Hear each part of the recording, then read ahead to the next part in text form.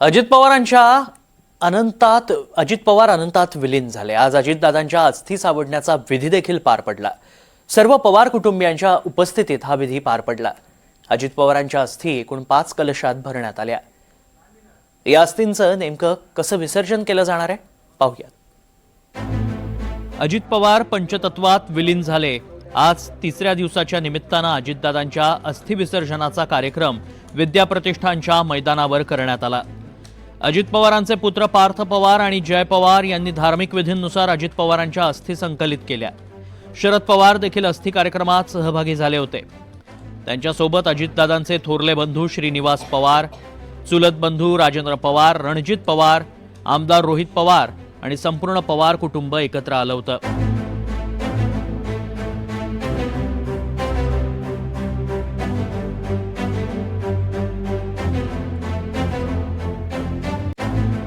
यावेळी शरद पवार आणि नातवांमधला जिव्हाळा दिसून आला।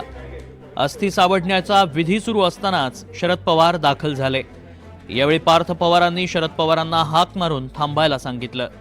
पार्थ पवार अस्थि सोबत घेऊन चौथऱ्यावरून खाली उतरले आणि शरद पवारांनी थरथरत्या हातांनी अस्थि सावडण्याचा विधी केला।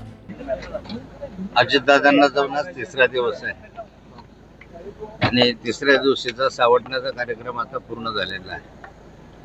अजितदादांचा अस्थी घेऊन त्यांचे दोघेही चिरंजीव आता तीर्थस्थानी रवाना झालेले आहे आणि मोठ्या संख्येनं आजही जनसागर या ठिकाणी उसळलेला दिसतोय। आज सकाळी अजित पवारांच्या अस्थी 5 मंगल कलशांमध्ये एकत्रित करण्यात आल्या। यापैकी एक कलश अजितदादांच्या मूळ गावी काटेवाडी येथील घरी ठेवला जाईल, तर एका कलशामधील अस्थींचं विसर्जन करहा आणि नीरा नदीच्या संगमावर करण्यात आलं। संपूर्ण पवार कुटुंब अस्थि विसर्जनासाठी नदी किनाऱ्यावर आलं होतं। सर्वजण एकाच बोटीतून बसून दादांच्या अस्थींचं विसर्जन करून आले।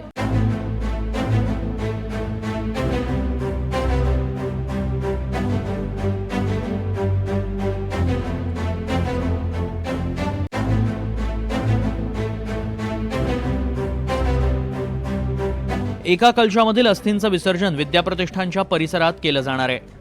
अजित पवारांचं झाडांवर विशेष प्रेम होतं, त्यामुळे विद्याप्रतिष्ठान संस्थेच्या परिसरातील झाडांच्या मुळांशी अस्थी विखुरल्या जाणार आहेत। याशिवाय 2 कलशांमधील अस्थींचे त्रिवेणी संगम प्रयागराज इथेही विसर्जन केलं जाईल, तर काही अस्थी महाराष्ट्रातील वेगवेगळ्या भागात दर्शनासाठी पाठवल्या जातील। बारामती तालुक्यातील सोनगाव येथील सोनेश्वर मंदिर जे करा आणि नीरा नदीच्या संगमावरती वसलेलं आहे, त्या ठिकाणी अजित पवारांच्या अस्थी विसर्जित करण्यात आलेल्या आहेत। आपण बघतोय की हेच ते मंदिराचा परिसर आहे। अतिशय पवित्र स्थान म्हणून या स्थानाकडे बघितलं जातं।